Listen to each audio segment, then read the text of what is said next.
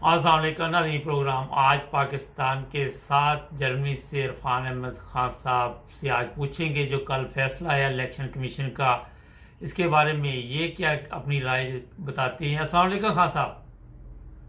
जी वालेकुम सलाम।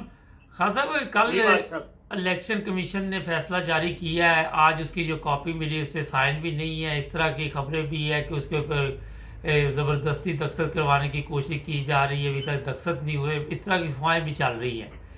आप इस फैसले को किस नज़र से देखते हैं? देखिए, बात यह है कि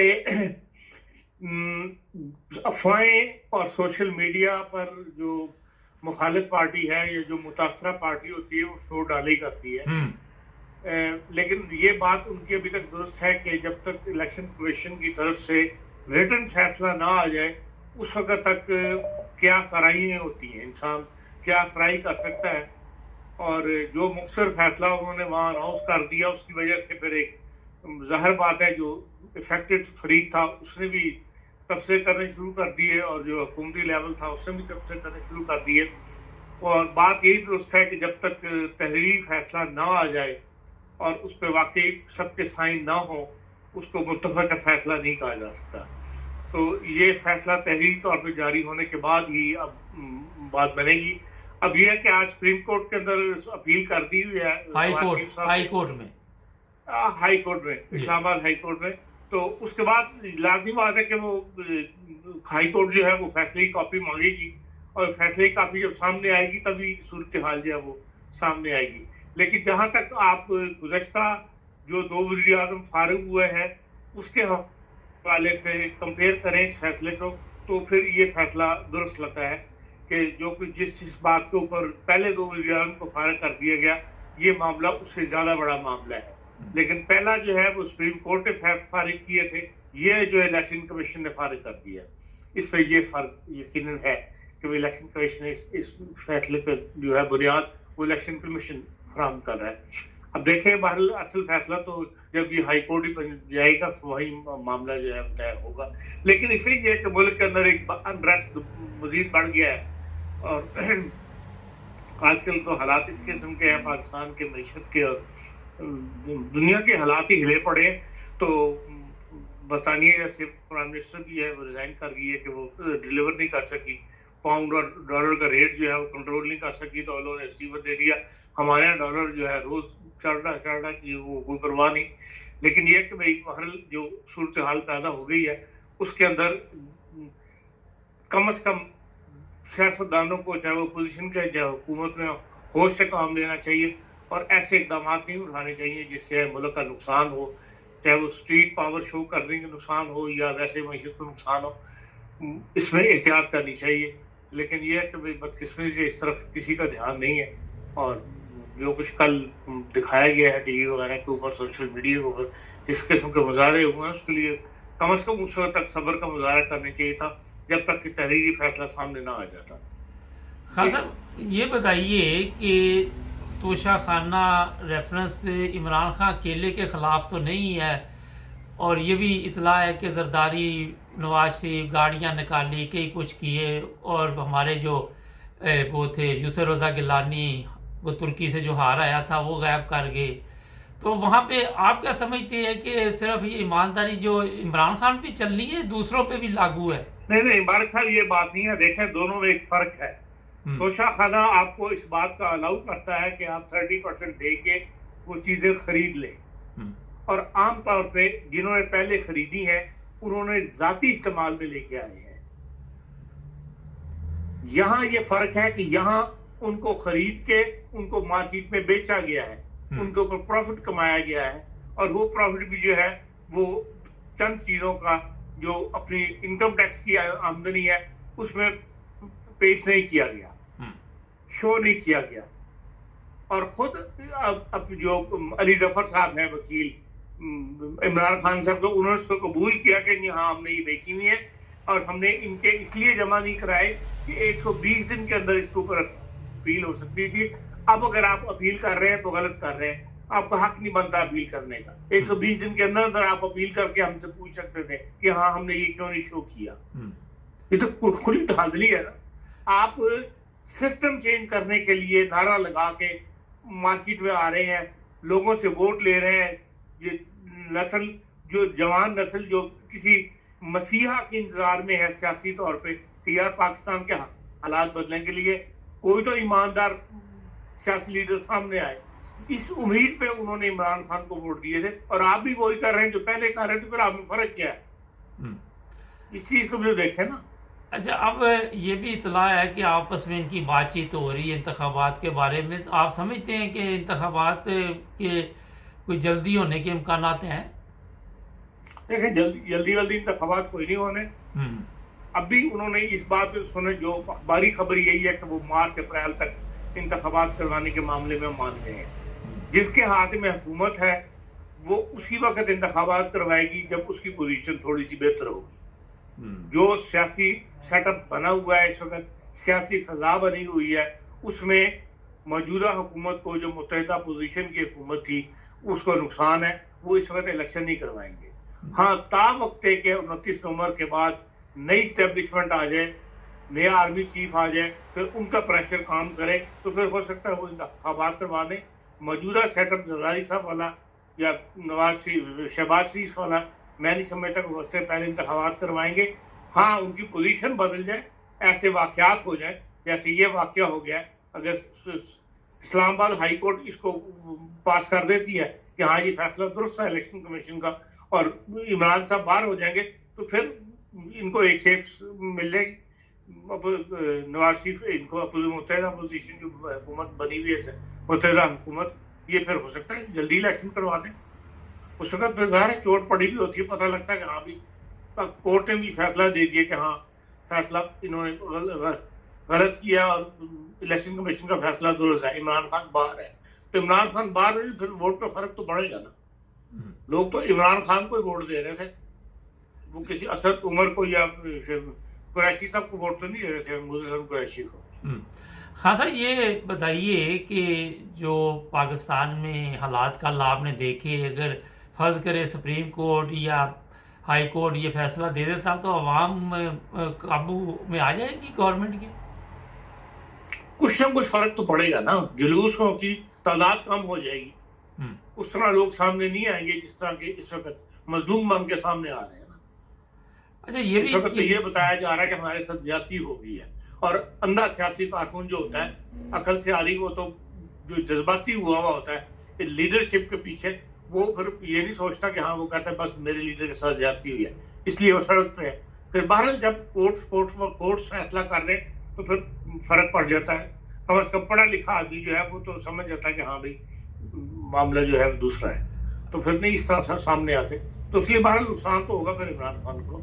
अच्छा, ये बताइए, आपने कोर्ट की बात की, हमारे जो अदालतों के फैसले हैं जिस तरह वो आ रहे हैं जरदारी के लिए, नवाज शरीफ के लिए, लोगों का तो कोर्ट पे एतमाद ही कोई नहीं है अब। नहीं, बाहर जो इस्लामाबाद हाई कोर्ट है उसकी रेपुटेशन तो भी कायम है, ऐसी बात नहीं है, रेपुटेशन कायम है। और बाहर दूसरे कोर्ट्स भी जो है वो जब तक केस मजबूत नहीं होगा, हमेशा शक का फैसला जो है वो मुल्जिम को दिया जाता है, हमेशा से ये हुआ है। हमारे इस्लामिक लॉ के अंदर भी, शरीयत कोर्ट के अंदर भी शक का फैसला जब उसी को देते हैं, मुल्जिम को देते हैं। तो फिर देख लें आप, जो जमानतें जो हो रही हैं वो इसी बेस पे हो रही हैं कि केस जो है मुकम्मल तौर पर तैयार नहीं हुए। यही पहले पीट रही थी इमरान खान के जमाने में भी, कोर्टों का यही रोना था कि भाई तुम केस पूरी तरह तैयार करके नहीं लाते, ना वकील तैयार होकर आते हैं, ना जो केस तैयार किया जाता है वो पूरी तरह तैयार होता है जो हम किसी के ऊपर हाथ डाल सके। इसीलिए 3 साल के अंदर, 3 साल थोड़ा अरसा नहीं होता किसी को सजा देने के लिए, लेकिन केस ही कमजोर बनाते रहे। और जुर्म करने वाले भी आजकल जुर्म ऐसा करते हैं कि पकड़ा ना जाए। अब ये देख लें, ऑस्ट्रिया का हुकूमत जो केस चल रहा है आजकल ऑस्ट्रिया के अंदर, जो 32 साल का चांसलर बन गया था, दुनिया को हैरान करके रख दिया था, अब बातें खुल रही कि नहीं खुल रही? उसकी प्राइवेट इन्वेस्टिगेशन जो की गई है उसके अंदर उनको पकड़ा जा रहा है और बातें खुलती चली जा रही। अच्छा, अखबार भी लगे हुए और न्यूज़पेपर लगा हुआ है। जर्मनी के अंदर भी स्कैंडल हुआ है पीछे, उसको भी हंड्रेड्स प्लॉट से पकड़ा। खान साहब, ये आखिर में बताइए कि चीफ ऑफ आर्मी स्टाफ का कल उसी वक्त एक बयान आया कि मैं अपनी मुद्दत पे घर जा रहा हूँ। आप क्या समझते हैं कि फौज को क्या जरूरत है रोजाना ये बयान देने की हम सियासत से अलग हो चुके हैं, बार बार आके बयानात दिए जाते हर हफ्ते? सियासत से अलग ना हुए, देखें, सियासत से ना वो अलग हुए हैं ना वो होंगे। एक आम अमूमी तासर देने के लिए लोगों को इस किस्म की बातें वो करते हैं। उन्होंने इतना होल्ड पक्का कर लिया हुआ है कि वो सियासत से अलग नहीं होंगे। चाहे वो क्या नाम इंडस्ट्री हो, उस पर भी फौज का कब्जा इस वक्त सबसे बड़ा। जो जमीनों के मामलात हैं उनके अंदर ही फौज का कब्जा है। फिर जितनी भी ये डिफेंस कॉलोनियां बन गई हैं पूरे मुल्क के अंदर, उन एयरवेज उन्होंने बना ली है। ट्रांसपोर्ट जो है लॉजिस्टिक की वो उन्होंने बनाई हुई है। हर तक उन्होंने पांव फैलाए हुए हैं और वो सियासत से अलग नहीं होंगे। ये सिर्फ बयानबाजी है। हाँ साहब, 3 चीजें लोग बता रहे हैं कि 3-4 चीजों ने पाकिस्तान को तरक्की नहीं करने दी, जिसमें उलमा भी शामिल है, उनका भी हिस्सा है, जजों का भी है, जर्नैलों का भी है और उसके अलावा जागीरदारों का भी है। आप क्या समझते इस बारे में? देखिए, ये तो बात क्लियर है कि जो सिस्टम अपनाया गया वो जिसे कहते हैं ना डायरेक्शन सही करने के लिए या लाइन पे लगाने के लिए, वो पाकिस्तान के जागीरदारों ने नहीं आने दिया। पाकिस्तान को उस लाइन पे नहीं चलने दिया जिस लाइन को भारत ने इख्तियार कर लिया या जिस लाइन को बांग्लादेश ने इख्तियार कर लिया। इन्होंने अपनी मोनोपोली कायम रखने के लिए, अपनी जमीनें कायम रखने के लिए, अपनी बात कायम रखने के लिए, क्योंकि पंजाब इतना बड़ा सूबा है और आबादी के लिहाज से भी और इंडस्ट्री के लिहाज से भी कि वो पंजाब की बात चल जाती है। नेशनल असेंबली में वोट इनके ज्यादा हैं। जब भी किसी जगह पर रायशुमारी होगी पंजाब के वोट ज्यादा होंगे। इसीलिए मैं तो पंजाब को कसूरवार समझता हूँ जाती तौर पर कि इन्होंने पाकिस्तान की डायरेक्शन जो है उसको दुरुस्त नहीं होने दिया, अपनी बात रखने के लिए कि भाई हमारे पे कोई हाथ ना डाल दे। दूसरा ये है कि अपने आप को सपोर्ट लेने के लिए इन्होंने मजहब को इस्तेमाल किया, मौलवी को इस्तेमाल किया। मौलवी की जो रोटी है वो इन्हीं लोगों के कहने पे चलती रही है। यही पॉलिसियां बना के देते हैं, यही अपने मामला को चलाने के लिए मौलवी को खड़ा कर देते हैं। इस वजह से पाकिस्तान की डायरेक्शन जो है बाद में फिर फौज ने भी अपना हाथ डालना शुरू कर दिया और फिर वो बढ़ती चली गई। वो भी एक नुकसान का बायस बनी है पाकिस्तान के सिविल मामलात में फौजी मुदाखलत जो है। क्योंकि जागीरदार ही सियासतदान है, जितने भी सियासतदान बड़े वो सारे जागीरदार ही हैं। जी बिल्कुल ठीक है। अच्छा खासा उन्होंने फौज की बात बिल्कुल, ये बड़ा एक जबरदस्त आपने बताया कि ये 4 चीजों ने हमारे मुल्क को बाहर नहीं, लेकिन ये जो अंग्रेजों ने कवानीन बनाए उन्हें आज तक हम तब्दील नहीं कर सके। उसी लकीर के फकीर चल रहे हैं। उसी असम्बली ने तब्दील करता है जिसके अंदर ही जागीरदार बैठे हुए हैं। वो अपने आप को कमजोर नहीं होना देना चाहते।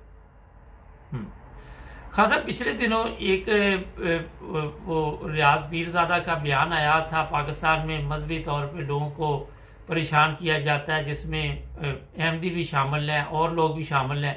आप क्या समझते हैं कि इस तरह की आवाज उठाने से कोई फर्क पड़ता है? देखिए, कम से कम आवाज तो उठाई है ना। गो उनकी मिनिस्ट्री है, वो हकूक इंसानी के मिनिस्टर हैं। उस वक्त उन्होंने अपनी प्लेटफॉर्म से बात की है जिसमें उन्होंने साफ कहा है कि भाई मुझे वो इंटरनेशनल प्रेशर जो है वो सारी जो चिट्ठियां आती होंगी वो नहीं कि मिनिस्ट्री को फॉरवर्ड करते होंगे प्राइम मिनिस्टर साहब, तो अंडर प्रेशर तो वही है ना। तो वो देखते हैं कि भाई मुल्क के बारे में बाहर दुनिया इंटरनेशनल सोच क्या है, ये उनको सामने आता है। उसी पर उन्होंने आवाज उठाई है कि भाई ये बंद करो, ये सिलसिला जो पाकिस्तान के अंदर है। असल में तो वो फौज को सुनाना चाहते थे, मुहाफिजों को, जो पाकिस्तान के मुहाफिज है वो हर मामले में मुदाखलत कर रहे हैं। उसमें उन्होंने जिम्मन जो है ये जिक्र भी कर दिया इंसानी का, वरना अमली तौर पे उन्होंने ही मिनिस्ट्री ने कोई कदम उठाया नहीं है। खाली जिक्र कर देना, मैं कर दूं, आप कर दें, कोई तीसरा MNA कर दे और बात है। लेकिन ऐसा मिनिस्टर जो अमली इकदाम उठा सकता है, जिसकी मिनिस्ट्री का काम है कि स्टेप उठाए, वो तो उन्होंने नहीं उठाया। जिक्र तो कोई भी MNA उठ के कर दे। असल में तो उन्होंने मुहावजों को सुनाई है, खान साहब ये जजों को सुनाइए जी। ये बताइए कि हम कल से नून लीग के लोग आके बता रहे हैं कि आइन के मुताबिक पाकिस्तान चल रहा है, आइन के मुताबिक हम सब कानून के मुताबिक चल। कितने फीसद आइन के मुताबिक पाकिस्तान चल रहा है या कानून के मुताबिक चल रहा है? पाकिस्तान 3-4 कुव्वतों की मर्जी के मुताबिक चल रहा है, किसी आइन कानून के मुताबिक नहीं चल रहा। बस बहुत। अगर आइन और कानून के मुताबिक चल रहा होता तो फिर मुल्क का ये हाल ना होता। हम्म। अच्छा, अभी थोड़ी देर पहले आपने कहा कि इंग्लैंड की वजीर आजम आपके सामने है, 1.5 माह बाद ही चलेगी, कि बड़ी मेहनत से यहाँ तक पहुंचे। इन लोगों में और हमारे में क्या फ़र्क है? हुकूमत तो इन लोगों ने हमारे ऊपर की हुई, हमने ये चीज़ें क्यों नहीं सीखी? बाकी कहाँ से हमने सब कुछ सीखा? इन्होंने अपनी हुकूमत चलाने के लिए, हमारे पे हुकूमत करने के लिए हमें और निज़ाम दिया, अपना और निज़ाम रखा। वहाँ उस वक्त भी सियासी निज़ाम था। यहाँ उन्होंने जागीरदार पैदा किए। यहाँ वफादारियों के नाम के ऊपर बड़ी बड़ी ज़मीनें अलाट करके उनको सरकारी ज़मीनें देकर जागीरदार बनाया गया। उनके मार्फत उन्होंने फिर राया के ऊपर हुकूमत की, और वही आज तक चल रही है। कसूरवार तो अंग्रेज ही है जिसने ये निज़ाम दिया हमें। नहीं तो ये कितनी देर कौम को सजा मिलती रहेगी, ये जरा बताएं। जब तक कौम को समझ नहीं आएगी, जब तक कौम खुद खड़ी नहीं होगी। नहीं तो आपने थोड़ी देर पहले कहा कि ईमानदार लीडर की तलाश है। कहाँ से लाए कौम ईमानदार लीडर? सब पे तो केस है। मेरा ख्याल सारा दिन अदालतों को यही काम है कि उसका केस सुन लो, उसका सुन लो, इसका सुन लो, यही होता है। इसकी जमानत ले लो, उसको अंदर दे दो, इसको पकड़ लो। देखिए, लीडरशिप पैदा होती है जब आप आम पब्लिक को टिकट देना शुरू करें।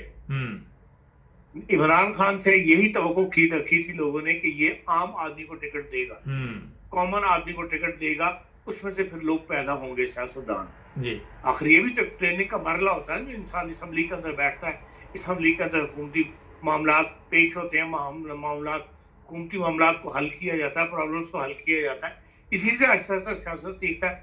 उसने भी मोर्ची सियासत की, उसने भी जो पुराने पार्टियों से इधर उधर टूटे हुए थे वो अपने पास ले लिए, आगे उनके बच्चों को टिकटें देनी शुरू कर दी, जो मर गया उसकी बेगम को टिकट देनी शुरू कर दी।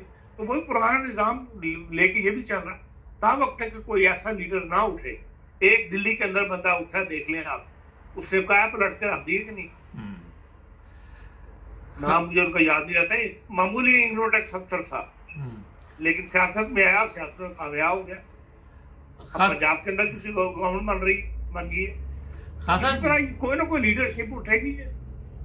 लेकिन ये कि जो इस वक्त सियासतदान मौजूद है वो अपने ही बच्चों को और अपने ही दाएं बाएं फिरने वाले लोगों को आगे ला रहे हैं। वो कोई नई लीडरशिप जो पैदा नहीं कर रहे। तो लीडरशिप तो बहरहाल या फिर कोई इनकलाब ऐसा आ जाए जो ऐसी लीडरशिप पैदा कर दे, कोई बागी टाइप सियासतदान को पैदा हो, तो फिर ये है कि वो मुमकिन है कि 4 लोग उसके पीछे लग जाए। लेकिन जरूरत इस वक्त बहरहाल कौम जरूर यकीन महसूस करती है। कोई ऐसा मुखलिस नौजवान सियासतदान 40 के जिसे कहते हैं पेड़े में गेड़े में हो, वो अगर इस वक्त सामने आए, काबिल हो, तो यकीन कौम उसके ईमानदार और काबिल हो तो यकीन कौम उसका साथ देगी। हाँ सर, थोड़ा सा बता दें मुख्तसर कि यूरोप इस वक्त एनर्जी का जो मसला बना हुआ है उससे बाहर नहीं निकल पा रहा, और इस पे अवाम भी परेशान है, गवर्नमेंट भी परेशान है। यूक्रेन जंग से हासिल तो कुछ नहीं हुआ, नुकसान हुआ। आप क्या देख रहे हैं आने वाले दिनों में और भी मसाइल बनेंगे? देखिए जी, अगर तो ये नहीं समझेंगे सियासतदान यूरोप वाले जो है, नेटो का पीछे चलेंगे, तो फिर इनकी हुकूमतें भी कायम नहीं रहेंगी। यहाँ भी बड़े बड़े लोग जो है इनकलाब आएंगे। अब कल ही कैबिनेट ने, जर्मन कैबिनेट ने 266 बिलियन का बजट पास किया है एनर्जी के लिए, कि भाई लोगों को सपोर्ट देने के लिए। अब ये सब आर्जी सपोर्टें हैं। जितनी जंग प्रोलॉन्ग होगी उतना ज्यादा जो है वो नुकसान जो है यूरोप को उठाना पड़ेगा। अब जो इलेक्शन हो रहा है नवंबर के अंदर अमेरिका के अंदर, वहां ये रिपब्लिकन ने आवाज उठा दी है कि अगर हम जीत गए तो हम इस जंग को बंद कर देंगे यूक्रेन की। अच्छा, अगर ये बताइए, जंग लाजमी इनको यूरोप के लिए नुकसान दे। सबसे ज्यादा नुकसान तो यूरोप का हो रहा है। हाँ साहब, आप देख रहे हैं कि यूरोप बढ़ रहा है। आप देख रहे हैं कि यूरोप जो है ये अपने हालात ठीक करने में कामयाब हो जाएगा, या ये भी हो सकता है कि अगर लंबी जंग हो जाती तो आवाम सड़कों पे यहाँ भी आ सकती है? बिल्कुल, अगर जंग लंबी हो गई, ये जंग ना खत्म ना हुई, रशिया को ना उठी, तो फिर ये जंग यकीनन यहाँ इन मुल्कों का ये सड़कों पर आ जाएगी। अभी भी हर वीकेंड में मुजाहरे शुरू हो गए जर्मनी के बड़े बड़े शहरों के अंदर, फ्रांस के अंदर भी मुजाहरे शुरू हो गए। और जो छोटे मुल्क हैं वो तो बिल्कुल पेश कराए जाएंगे। ये तो दो बड़े मुल्क है, चले ये तो कुछ अब अपना गुजारा कर रहे हैं, लेकिन जो छोटे मुल्क है वो तो बिल्कुल पेश कराए जाएंगे। इसमें अमेरिका का क्या नुकसान हुआ? अमेरिका को नुकसान ये हुआ कि उसका जबरदस्त असला बेच रहा है। जो असला वो सऊदी अरब को, ये यूएई को बेचता था, उनकी तरफ से गाफिल हो गया। वो इनसे कहता है यूरोप से कि भाई असला खरीद के दो, तुम यूक्रेन को दिए जाओ, और खुद भी यूक्रेन को दे रहा, और यूक्रेन भी असला खरीद रहा, उसको तो फायदा ही फायदा। बहुत शुक्रिया खान साहब। नदीम, ये ताज़ा अभी प्रोग्राम मैंने जो किया है, अपनी राय का इज़हार ज़रूर करें। हर बंदा जो भी कॉमेंट्स में लिखता है अपनी सोच है, उसकी राय है, इख्तलाफ आप कर सकते, लेकिन अखलाक के दायरे में लिख के कमेंट्स लिखें। शुक्रिया, सब्सक्राइब कर दें।